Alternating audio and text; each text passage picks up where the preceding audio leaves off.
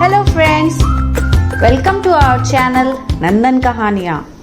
Please like and subscribe our channel for interesting stories.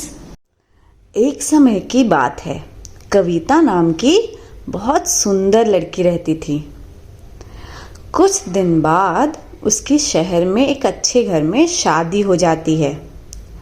कविता अपने ससुराल में बहुत खुश रहती है।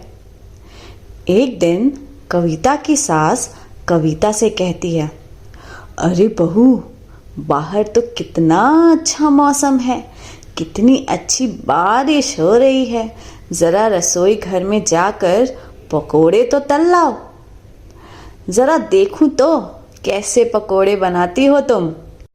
कविता कहती है, जी माँ जी, मैं अभी बनाकर ले आती हूँ। यह कहकर कविता रसोई घर में चली जाती है और गर्मा गर्म पकोड़े तलकर ले आती है। जैसे ही कविता की सास पकोड़े खाती है, अरे अरे, ये क्या बना दिया तुमने, इतना तेल, तूने क्या इसमें पूरे महीने भर का तेल एक बार में डाल दिया। कविता घबराते हुए अपनी सास से माफी मांगने लगती है। कहती है, माँ जी, मुझे माफ कर दीजिए। कविता की सास बहुत गुस्से में थी और कहती है, मैंने तो पहले ही कहा था कि मैं अपने बेटे की शादी किसी गांव की लड़की से नहीं करना चाहती। पता नहीं कौन सी मनहूस घड़ी में मैंने अपने बेटे की शादी तेरे से करा दी, जिससे ढंग से खाना बनाना नहीं आता। अब खड़ी खड़ी मुझे क्या देख रही है, हटा अपने पकोड़े यहाँ से। कविता प्लेट उठाकर बिना कुछ कहे वहाँ से चुपचाप चली जाती है। एक दिन कविता घर का काम कर रही होती है, तभी पड़ोस की एक औरत वहाँ आती है और कविता की सास से कहती है, अरे सुरेश की माँ, आज मेरे पोते का जन्मदिन है, तुम शाम को केक खाने ज़रूर आना, और हाँ, अपनी बहू को भी लेकर आना। यह सुनकर कविता की सास कहती है, अरे हाँ बिरजू की माँ, ये भी कोई बोलने की बात है, मैं ज़रूर आऊँगी। कविता की सास फिर कविता को देखते हुए कहती है, तू क्या मुझे देख रही है, मैं तुझे कहीं नहीं लेकर जाने वाली। जा अंदर जा, कर अपना काम, बहुत सारे कपड़े पड़े हैं धोने के लिए। कविता यह सुनकर बाथरूम में कपड़े धोने चली जाती है और सारे कपड़े बाल्टी में धोने लगती है। तभी कविता की सास वहाँ आकर देखती है और गुस्से से कहती है, हे भगवान, ये क्या किया तुमने, सारे कपड़े बाल्टी में किसने धोने बोला था तुम्हें, घर में वॉशिंग मशीन भी तो है, इतने कपड़े को धोते धोते सुबह से शाम हो जाएगी, फिर भी नहीं धुलेंगे। कविता यह सुनकर कहती है, माँ जी, मुझे तो वॉशिंग मशीन में कपड़े धोना नहीं आता। कविता की सास फिर कहती है, अरे तुझे नहीं आता तो मुझसे पूछ लेती, ज़रा देख सुधा की बहू को, उसे तो सारे काम आते हैं, सारा मोहल्ला उसकी वाहवाही करता है। सुधा की किस्मत अच्छी है जो ऐसी बहू मिली है, मेरी ही किस्मत ऐसी थी जो ऐसी बहू लिखी थी। मैं जा रही हूँ सुधा के घर थोड़ी देर के लिए। यह कहकर कविता की सास वहाँ से चली जाती है। उसी दिन शाम रमेश जब घर आता है तो काफ़ी परेशान दिखता है।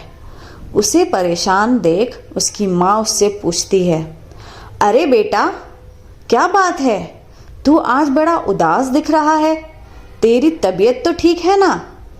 रमेश कहता है, क्या बताऊं माँ, दुकान का काम अच्छा नहीं चल रहा है। दुकान के लिए जो मैंने कर्ज लिया था उसका ब्याज भी नहीं दे पा रहा हूँ। अगर ऐसा चलता रहा तो हमें अपनी दुकान बंद करनी पड़ेगी। यह कहकर रमेश उदास होकर अपने रूम में चला जाता है। देखते ही देखते रमेश की हालत बहुत खराब हो जाती है और दुकान को बंद करना पड़ता है। कविता अपने पति की ऐसी हालत देख नहीं पाती और दूसरी तरफ कविता की सास भी उदास रहने लगती है और कर्ज की चिंता में हमेशा चिंता में ही रहती है। एक दिन लाला जी रमेश के घर आते हैं। अचानक लाला जी को घर पर आता देख कविता की सास चौंक जाती है और लाला जी से कहती है, अरे अरे लाला जी, आप अचानक घर पर क्यों आ गए? हम आपके पैसे बहुत जल्द चुका देंगे, बस कुछ दिन का समय दीजिए। लाला जी कहते हैं, अरे बहन, आपसे कौन पैसे मांग रहा है? आपके सारे पैसे तो आपकी बहू ने अपने पिताजी के हाथों से भिजवा दिया था।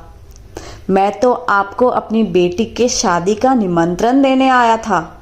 बहन, सच कहूँ तो बड़ी किस्मत वाली हैं आप, जो आपको इतनी गुणवान बहू मिली है।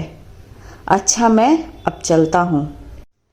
इसके बाद कविता की सास भागते हुए कविता के पास उसके कमरे में जाती है और उसे गले लगा लेती है और कहती है, मुझे माफ़ कर दे बहू, मैंने तुझे बहुत परेशान किया। ना जाने तुझे कितनी कड़वी बातें सुनाई, पर तूने कभी मुझसे कुछ नहीं कहा। मुझे माफ़ कर दे। यह सुनकर कविता कहती है, ऐसा मत करिए माँ जी, आप तो मेरी माँ हैं और इस घर के प्रति मेरी भी तो कुछ जिम्मेदारी है। मैंने तो सिर्फ अपना फर्ज निभाया है। उस दिन के बाद कविता और उसकी सास हंसी खुशी साथ रहने लगते हैं। इससे पता चलता है कि ज़रूरत और मुसीबत के समय हमारे अपने ही काम आते हैं।